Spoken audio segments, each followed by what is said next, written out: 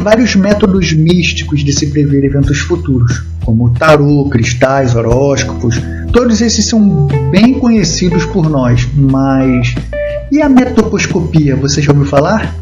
É que eu vou falar de novo. Metoposcopia. Apesar desse nome complicado, é um conteúdo simples.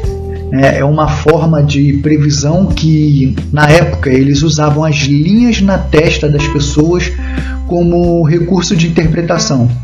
E com esse método, eles acreditavam poder descobrir o caráter de uma pessoa e o que aconteceria no seu futuro, somente por essas linhas na testa. Lembra muito a quiromancia, que familiarmente nós conhecemos como leitura das mãos.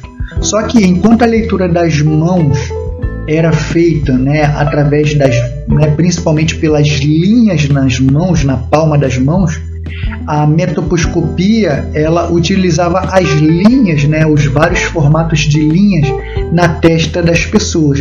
Mas a metoposcopia hoje em dia já caiu totalmente em desuso. Só para entendermos, a metoposcopia ela vem do grego, metopon, que é de fonte, e friccionando para fronte, e scope, que é examinar. E ainda tem o sufixo, ia, então fica metopon, scope, ia. Juntando tudo, é a ciência, ou a arte de interpretar o caráter e o destino através das linhas da testa. E algum dos escritores da época escreveu uma pequena frase interessante: o coração é lido na testa. Inclusive, nem sei se essa frase é do próprio criador da metoposcopia, o qual nós vamos falar agora.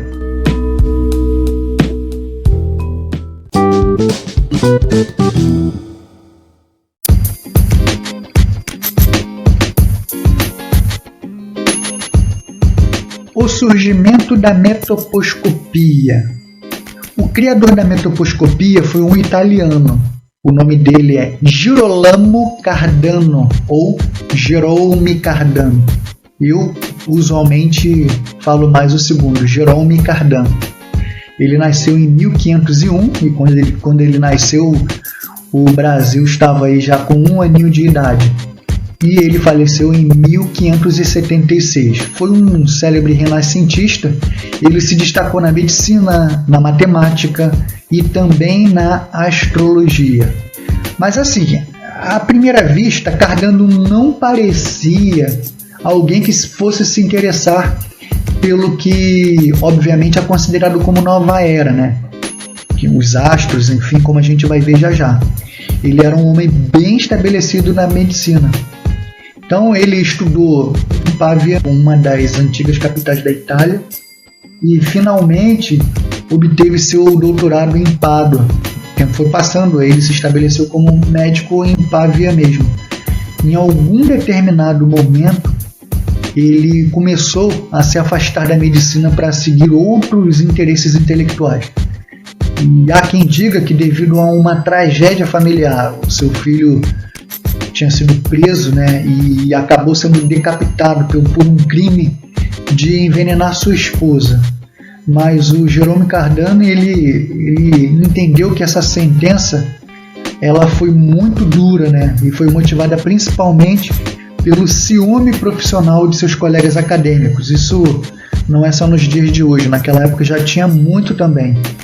E após esse infortúnio, Jerome Cardano se mudou para Bolonha, que também é na Itália, se gabaritou mais ainda no ramo da medicina e se perdurou por lá mesmo. E ele foi o primeiro a descrever em detalhes o que seria a febre tifoide e também defini-la como uma doença assim bem específica. Com a metoposcopia, inicialmente, a sua ideia era criar um sistema para conhecer a personalidade de qualquer ser humano, mas suas descobertas na época lhe permitiram ir mais longe e acabaram servindo como um sistema para prever eventos futuros. Historiadores apontam que todo o seu trabalho foi desenvolvido enquanto ele ainda estava sob tortura na prisão, até que finalmente a Igreja Católica veio a libertá-lo e ele refugiou-se em Roma, Acabei não falando, mas nessa época a Igreja Católica já condenava a prática da astrologia divinatória. E esse estudo das linhas, como era baseado, né, nesse contexto, tinha essa pegada, e aí você já sabe no que deu. Então, para se ter uma ideia, qualquer leitura ou posse de livros sobre tal assunto eram literalmente proibidos, porque a igreja entendia que só Deus conhece o destino do homem, nem demônios ou homens poderiam prevê-los. A obra de Jerome Cardano sobre leitura de testa, né, ou a metoposcopia, foi denominada de 13 livros e 800 ícones com rosto humano. Essa obra foi ilustrada com imagens de 800 testas, foi escrita em 1558, mas publicada bem depois da sua morte, em 1658. Bem, essas gravuras pareciam estranhas, cômicas, caricatas, mas as suas características exageradas eram interessantes para ele, né? E na época também dos que apreciaram a literatura, porque permitia que os detalhes faciais fossem vistos com mais clareza, embora a ênfase, deixando bem claro, esteja nas várias linhas da testa. Mesmo assim, a colocação dos sinais no rosto também foi uma parte importante da metoposcopia. De acordo com o próprio Cardano, a posição que esses sinais ocupassem na face poderia indicar boa ou má sorte, né, por vir, poderia indicar sucesso em áreas como trabalho, casamento, vida familiar, se seria próspera e assim por diante.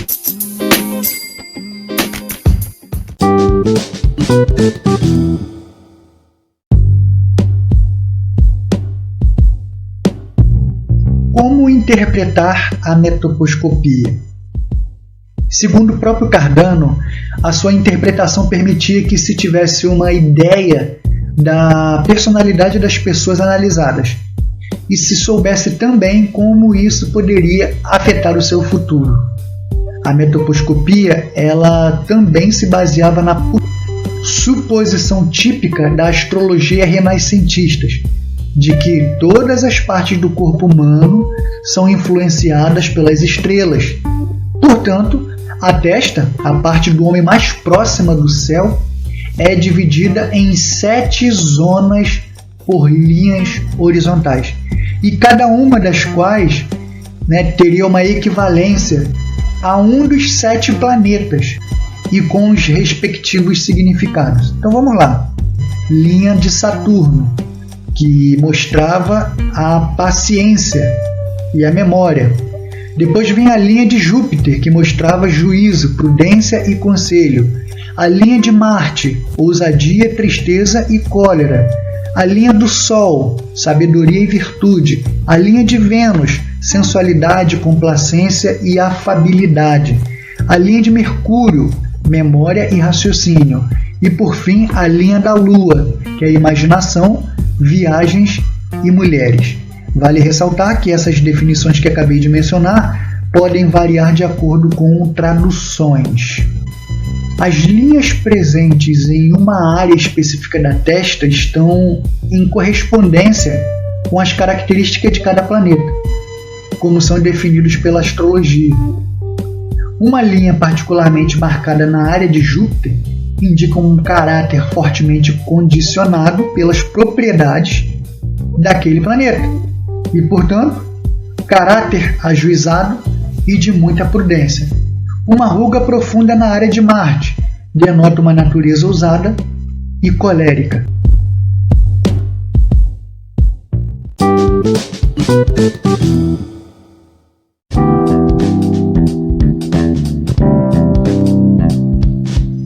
A interpretação da Lua na metoposcopia. Como já disse aqui, apenas os sinais que estavam na testa eram valorizados. Com o passar do tempo, a sua localização se expandiu para todo o rosto pela análise dos sinais. Vamos ver como era a sua interpretação.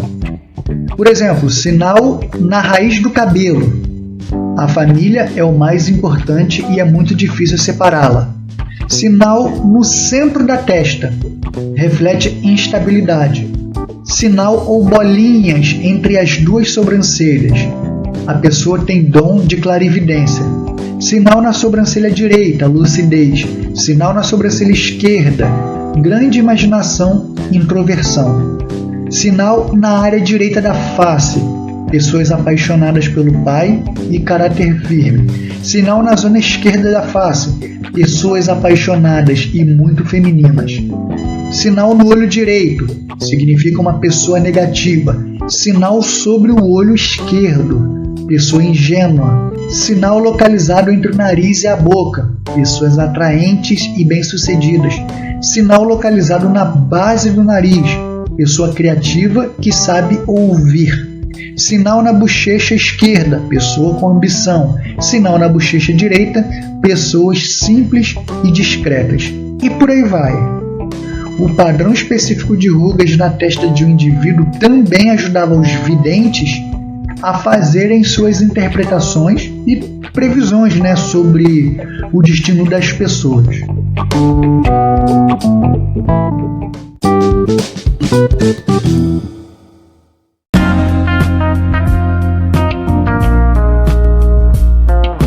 Metoposcopia e fisiognomonia. Uma pessoa de conhecimento mediano pode inadvertidamente associar a metoposcopia com a leitura facial fisionômica, ou fisiognomonia. Porque, como já disse, esse estudo ele começou pela análise da testa e depois passaram a analisar também todo o rosto. Agora, o que precisa ser ressaltado é que a leitura da testa era especificamente nas linhas de expressão. E quando se estendeu para o rosto, era com ênfase em leitura de pequenas manchas e sinais. Isso precisa ficar bem claro. E ainda o método era baseado nos astros, conforme já pude falar aqui algumas vezes. Então, a fisiognomonia, até então, por questões óbvias, também tinha linhas astrológicas, conforme o costume da época. A fisiognomonia, até então, por questões óbvias, e eu digo por questões óbvias porque naquela época, a medicina tinha influência astrológica, as áreas do saber da época tinham envolvimento astrológico, e na fisiognomonia não era diferente, era costume da época. Mas essa modalidade, que inclusive ficou conhecida como fisiognomonia planetária, devido às pressões também, depois com o advento da igreja, que começou a ser vista como algo fora da lei. Logo, os que já praticavam a fisiognomonia também eram vistos como adeptos de prática ilícita. A fisiognomonia não foca só em linhas e sinais, ela mapeia todos os elementos faciais, bem como proporções, protuberância, dimensões, cor, textura e assim por diante. Então, hoje, quando nós falamos em leitura facial, nós temos múltiplas fisiognomonias. Diga-se de passagem que não só a metoposcopia, mas a fisiognomonia planetária, ambas perderam força e, paralelamente, coexistia a visão da fisiognomonia natural, como acabei de falar, que não focava nos astros, e sim nas formas, nas características dos animais, fazendo ligação entre o homem e o seu comportamento, comparando com o comportamento de cada animal. Um dos mais notáveis trabalhos sobre o assunto foi o Tratado de 1586, do estudioso também italiano Giambattista della Porta, que foi intitulado A Fisionomia Humana, em livro 3, que especificou isso. Então, essa obra ela mostra a imagem dos rostos humanos com vários animais para ilustrar como eles se correlacionavam. Por exemplo, aqueles que possuíam um nariz como um galo são inclinados ou seriam inclinados para a luxúria, e aqueles com rostos semelhantes a ovelhas já tendiam a ser estúpidos, e assim por diante. Eu sei que nesse método Acreditava-se que a característica e o comportamento da pessoa se assemelhava com o comportamento do animal do qual havia semelhança de feição.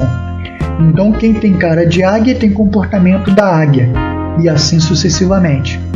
Quem seguiu por essa trilha não obteve resistências ou perseguições da Igreja Católica da época. Por isso, muitos fisionomistas da época optaram em se aprofundar nesse sentido. Até que mais à frente surgiria um pastor luterano de nome Johann Caspar Lavater, que surgiria no cenário para repaginar a fisiognomonia, e nos dias de hoje, muitos dos conceitos utilizados são provenientes de seus estudos, e muitos adeptos nem sabem disso, mas esse é um assunto para um próximo episódio.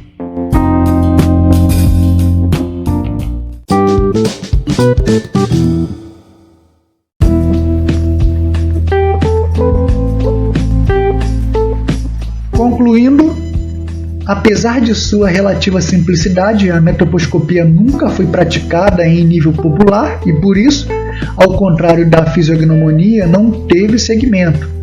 E, pelo mesmo motivo, até hoje, alguns acabam associando a metoposcopia com a fisiognomonia, como se fossem a mesma coisa. Nem o fato de uma mesma pessoa trabalhar com as duas técnicas em conjunto não as tornam a mesma coisa. Então, da próxima vez que você se encontrar na frente de um espelho, pare um momento e observe suas linhas e as localizações das rugas. Será que elas estão dizendo algo sobre o seu futuro? Vou ficando por aqui. Até o próximo episódio.